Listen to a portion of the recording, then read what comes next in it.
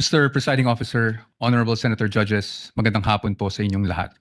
The issue before the impeachment court today is not whether you possess the power to issue a subpoena.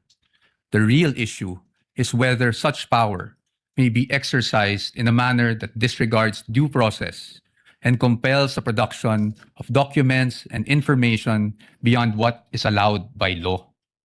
Your Honors, jurisprudence provides that for a subpoena to be valid, it must comply with twin requirements of 1, definiteness, and 2, relevance. Ibig sabihin po nun, dapat particularly describe po ang nasasaklaw ng subpoena at dapat may direktang kaugnayan sa ginagawang paglilitis.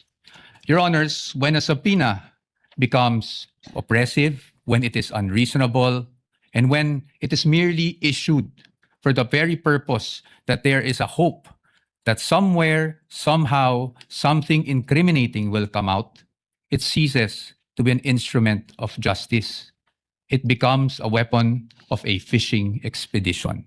And that is exactly what confronts this very court today. And that is why the defense has taken the position that the prosecution's requests must be denied. Allow me to explain, and let me begin with constitutional points. Our first point, Your Honors, due process.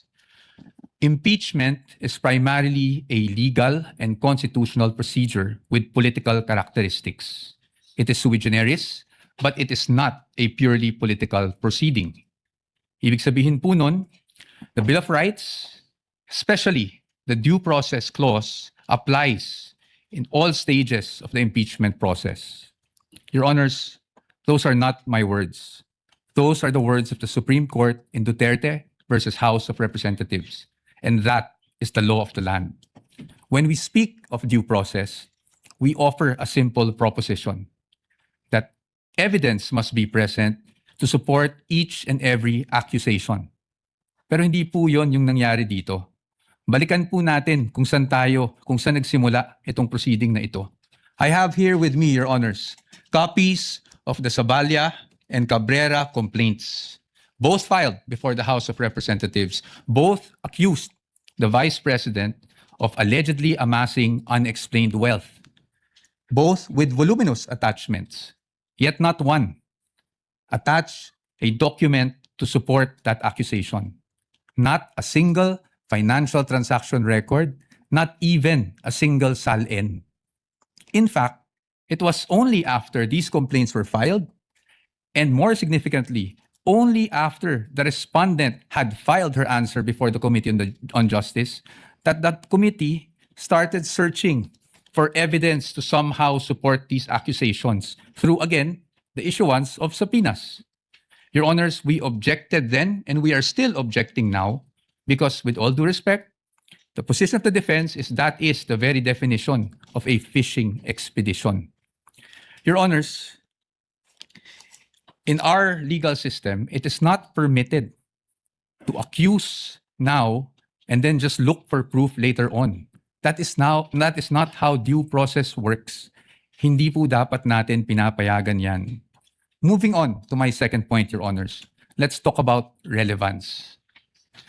It is our position that the requests of the prosecution are in fact fatally overbroad. Bakit po fatally overbroad? An impeachable offense is an act or omission committed while the public official is occupying an impeachable office, not before being elected or appointed to such position.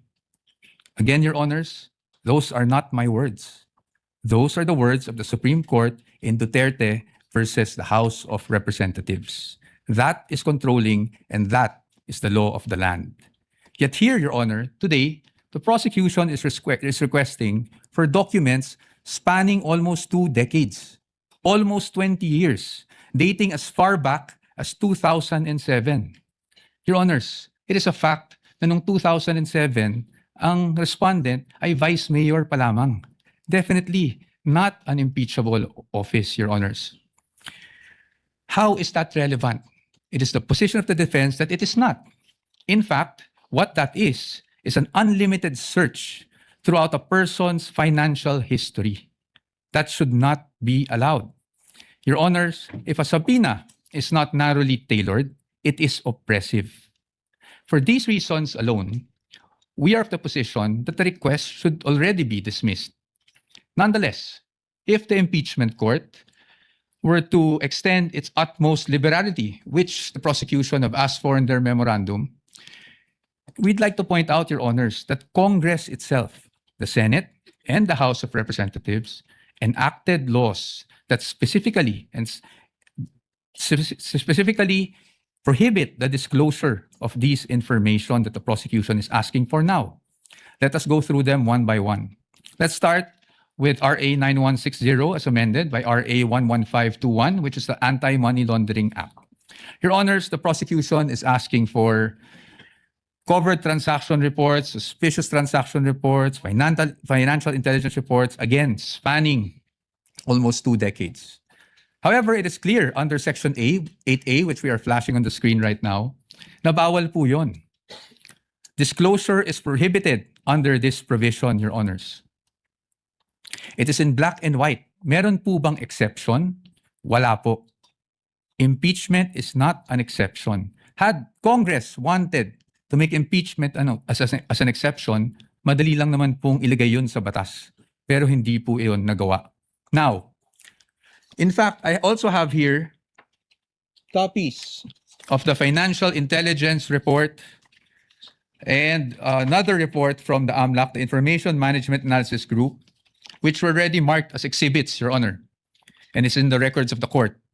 Exhibit D2-8-P1, where it says specifically that it should not be, the information should not be used as evidence in formal proceedings, Your Honors. Clearly, Your Honors, to compel AMLAC officials to disclose such information would be to compel them to violate the law. Let's move on now to the tax records, Your Honors. Prosecution is asking for tax records, so let's look at the tax code. Section 270 of which criminalizes disclosure of taxpayers' information. Meron po bang exception sa batas na ito? Meron po, but it is limited. Kasama po bang impeachment? Hindi po. That is very clear. Again, Congress wanted to put an exception for impeachment. They could have easily done so, but they did not. Now, Your Honors, let's go to Bank Secrecy Law, RA 1405. The state policy has always been to favor the secrecy of bank deposits, Your Honors. Dito, while we recognize that impeachment is in fact an exception, Your Honors, we submit that this exception is not automatic. Meaning, hindi porket may exception for impeachment, pwede na kaagad natin buksan ang lahat ng bank records na hinihingi ng prosecution. Why? Because, Your Honor, this exception does not dispense with constitutional safeguards. It does not abolish the right to due process. So dapat po, meron pa rin tayong basihan. If you look at the articles of impeachment, wala naman po doon na nagsasabing yung sinasabing unexplained wealth coming from, even if it was an illegal activity, ay pinasok sa isang specific account. In fact, Your Honors, this exception does not automatically mean that we should permit a fishing expedition. Yun nga pong mga bank account numbers na nakaspecify sa request for the issuance of a subpoena, ang aming posisyon po dyan, yan po ay nakalap doon sa illegal disclosure, with all due respect, na ginawa ng AMLAC before the Committee on Justice.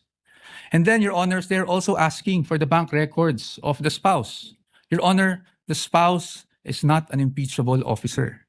And therefore, the spouse is not covered by this exception. Again, Your Honors, we should not allow this. In closing, Your Honors, the prosecution has repeatedly invoked accountability. Your Honors, we agree with them. No one is above the law. But in the same manner, no one must fall below or be outside the protection of the law. Impeachment is indeed a powerful constitutional tool. But Your Honors, impeachment is not a magic word or a magic wand that one can just wave to transform an illegal act into a legal act, to transform unlawful access to lawful access. That is not what the Constitution contemplates. That is not what the laws enacted by Congress contemplate, and that is not something that the Honorable Impeachment Court should allow. We submit, Your Honors. Thank you very much. The gentleman still has 2 minutes and 48 seconds, which we shall credit, similar to the request of the prosecutor, to your rebuttal should you desire to use it, counsel, for the respondent. Attorney Paul. Thank you, Your Honor. Counsel, the prosecutor is recognized. Attorney Chel Jokno, you have 11.38 minutes, which will round off to 12 minutes, counsel. You may Thank proceed you. when you're ready for Thank you. your rebuttal. Maraming salamat po, Mr. Presiding Officer. Magandang hapon po ulit sa ating lahat. Let me address each of the points that the defense has raised in their oral argument. Sabi po nila una ay due process daw ang isang paulit-ulit na dinidiin ng defense. But there's no debate that due process applies in this proceeding, just like in any other proceeding. The real issue before this honorable court is, will the subpoenas that we are asking be issued by this court actually deprive the respondent of any form of due process? Ang aming paniwala po ay hindi. And allow me to explain why. First of all, we are not yet at the stage where any evidence is being put in the trial or offered to the honorable court. Nandito pa lang po tayo sa punto na kung maari bang ipaproduce natin itong mga dokumentong ito. The defense will have every opportunity to make objections if and when particular exhibits or documents are identified by a witness and offered in evidence. Therefore, wala pong due process violation ang pag-issue ng subpoena. Second, the defense repeatedly cites the case of Duterte versus House of Representatives as, I quote, the law of the land, as I quote, controlling daw yung desisyon na yan.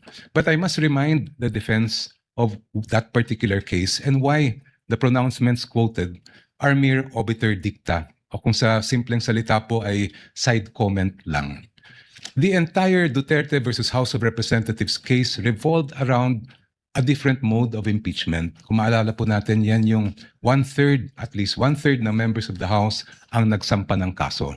And the entire decision discussed how due process should apply to that mode of impeachment. Totoo, may sinabi ang Supreme Court tungkol sa mode na ginamit po ng Saballa and the Cabrera complaints. Pero hindi po yun ang issue sa kaso ni Duterte. That issue is just a side bypass or incidental declarations of the court that are not controlling and are not the law of the land. And if you look mismo at the decision of the court, they expressly said, we are speaking of due process in relation to how these proceedings reached the Senate as an impeachment court, not this kind of procedure. Second, paulit-ulit din po nilang sinasabi na ang ginagawa ng prosecution ay fishing expedition. Actually po, meron ng desisyon ang Supreme Court that addresses squarely this point. This case involved a case of unexplained wealth, the case of Republic versus Rabusa, GR 208183, decided August 31, 2022. Just like here, the prosecution in that case requested subpoenas for the production of bank records. Just like here, the argument was raised that this is a mere fishing expedition. In fact, hanggang sa Court of Appeals, ang sabi po ng Court of Appeals ay fishing expedition lang po yan. But please allow me to read just a portion of what the Supreme Court held here. I quote, "The Court of Appeals resolved that the bank accounts of Rabusa et al. Were protected under Republic Act 1405, that is the Bank Secrecy Law. Given the arbitrary demand to disclose the contents thereof, the Court of Appeals considered the inquiry as a fishing expedition to utilize evidence against Rabusa et al. In the instant case, given that the court orders in the form of various subpoena duces tecum and ad testificandum all involved the forfeiture of unexplained wealth, the RTC was in error for not allowing petitioner to examine, inquire, and look into the subject accounts." I continue. As the present proceedings on unexplained wealth are now encompassed within the exceptions of Republic Act 1405, the court orders subject of this case clearly fall within the orders that would enable the examination of the respondent's bank accounts as contemplated in the first exception. Thus, it comes clear that this court cannot sustain the RTC's and Court of Appeals theory that there was no court order authorizing the examination of the bank accounts. On the contrary, records prove that the RTC issued several subpoena duces tecum and ad testificandum, which required certain persons to testify in open court and present documents which pertain to the existence and identity of the subject accounts and also to the accounts, the contents found therein. I just move forward. Given the existence and propriety of the subpoenas, the evidence procured through the same should have been duly considered by the lower courts. This court cannot agree with the Court of Appeals' supposition that the examination of the respondents' bank accounts was but a mere fishing expedition to pin liability on them. Next, the defense repeatedly cites a number of laws to claim that the requested information and documents that we are asking from this court for the issuance of subpoena are confidential. Sabi po nila, confidential daw ito sa ilalim ng Republic Act 1405. Sabi po nila, confidential daw ito sa ilalim ng Anti-Money Laundering Act, pati ang National Internal Revenue Code, pati ang Data Privacy Act ay confidential din. Pero kung titingnan po natin, klaro po at malinaw po sa amin ang batas at ang utos ng saligang batas sa impeachment court na ito. You have the sole exclusive power to determine an impeachable offense, and that includes the power to find out, ferret the entire truth, and make your decision on that basis. I will not dwell on the exception to Republic Act 1405. That's very clear. There's an exception for impeachment. Pero paano naman po yung sinasabi nilang Section 8A ng Anti-Money Laundering Law?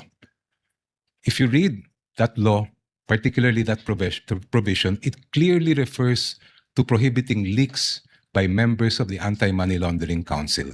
It never was intended to short-circuit the impeachment process or limit the powers of this honorable court to find out the truth. Ganon din po ang nakalagay sa ating National Internal Revenue Code. Sabi po ng defense, there's nothing that allows these documents to be made public. I cite Section 71, NIRC. After the assessment shall have been made, I'll just move forward. The returns, together with any corrections, shall be filed in the office of the commissioner, and I quote, and shall constitute public records and be open to inspection as such upon the order of the president. And in fact, during the Corona impeachment trial, the president at that time did order, and that is why this court admitted the BIR documents. Your Honors, madaling sabihin na confidential ang ilang impormasyon at dokumento. Madaling magturo ng batas. Pero ang hinahanap po ng impeachment court ngayon at sa mga susunod na araw, linggo at buwan ay ang katotohanan. At ang layunin ay makamit ang pananagutan. Confidentiality, Your Honor, should not be the prevailing principle in this proceeding. Hindi po confidential ang katotohanan. Maraming salamat po. Thank you, Representative the Honorable Chel Jokno. Attorney Poa, counsel for respondent, is recognized for his rebuttal. Sir, you have 13 minutes. Thank you, sir. I will not take up the entire time to expedite matters. Your Honors, I respect, of course, the arguments put forth by the distinguished opposing counsel. But when it comes to due process, Your Honors, I think it's beyond debate, no? That due process must be observed in every stage of the proceedings. And aside from that, due process requires, Your Honor, that we also respect the protections afforded by law on the respondent. Your Honors, ang sabi po ng ating distinguished opposing counsels, obiter lang daw po yung sinabi ng Supreme Court. But Your Honors, nung sinabi ng Supreme Court sa Duterte versus House of Representatives na ang impeachable offense is an act or omission that is committed by a public officer while occupying an impeachable office, hindi naman po siguro pwede doon lang sa yung one-third mode gamitin yung ganong definition, pero pagdating po sa ibang mode ay hindi na po applicable yung ganong definition. Your Honors, in fact, in that decision, which I failed to mention earlier, sinabi rin po that the acts or omissions must be done in relation to the office. Kasi yun nga po ang purpose ng impeachment. Next, Your Honors, yung sinasabi na dapat kahit na may mga prohibition sa batas, pwede pa rin nating masapina para ma-examine. Your Honors, it is the wisdom of Congress kaya po may ganung mga prohibitions against disclosure under the law. Kung papayagan po natin that a court process, even an impeachment court, can issue a subpoena to thwart those provisions, it's as if, Your Honor, we are doing judicial legislation here because a judicial issuance can easily repeal for the time being that provision, or at least suspend, Your Honor. Maybe not repeal. Properly, the proper word might be suspend that provision of law. I've never heard about that, Your Honors. And then, lastly, Your Honors, parati nating sinasabi rin, no? Two points. Yung nabanggit na Section 71. I agree po under the tax code that Section 71 provides that if the President orders, then nawawala na po yung confidentiality. However, Your Honors, even given that there's an order from the President, I think we should still think about relevance. Para saan ba ine-examine yung mga dokumento? Hindi ba para sa impeachment proceeding? Hindi po namin sinasabi na kung sakaling nagkamali man ang Vice Presidente, kung sakaling may paglabag man sa batas ang Vice Presidente noon, ay hindi na pwedeng maparusahan. Marami naman pong paraan. You can file cases against the Vice President for those infractions, preterm infractions. Pero pag impeachment po ang pinag-uusapan, we are limited to what impeachable offenses are. And again, the Supreme Court is clear about that. Your Honors, there's also a repeated citation of the Corona case. But we would just like to point out that the Corona case was tried, decided upon way before Duterte versus HOR. And Your Honors, since it was decided before Duterte versus HOR, the Supreme Court was fully cognizant of what happened in the Corona trial. And yet, Your Honors, they imposed these guidelines. In fact, the line itself in the Duterte versus HOR is we clarify, I quote, we clarify the constitutional requirements of impeachment. At kasama doon yung nabanggit namin kanina on what constitutes an impeachable offense. And that is very clear. Marahil, sinasabi natin na yon ay isang obiter, pero Your Honors, paano po magiging obiter yon? Kung yun mismo ang itinakbo ng desisyon. The fact that the one-year bar was triggered was only the effect of not abiding by the due process clause of the Constitution. And lastly, again, Your Honors, we do not disagree with the prosecution in terms of accountability. Again, no one is above the law, but no one should also be deprived of the protection given by law, Your Honors. Thank you. Bago mag-recess ang mga senator judges para mag-usap sa caucus, nais kong sambitin sa record na binabati ko magkabilang panig, partikular si Congressman the Honorable Chal Jokno, ganyan din si Attorney Poa, sa isang mahinahon, malumanay, maginoo at magalang na diskurso at debate kaugnay sa may tuturing nating kontrobersyal na isyong ito. At inaasahan ko, yan din ang magaganap sa caucus at sa aming pagbabalik matapos nito.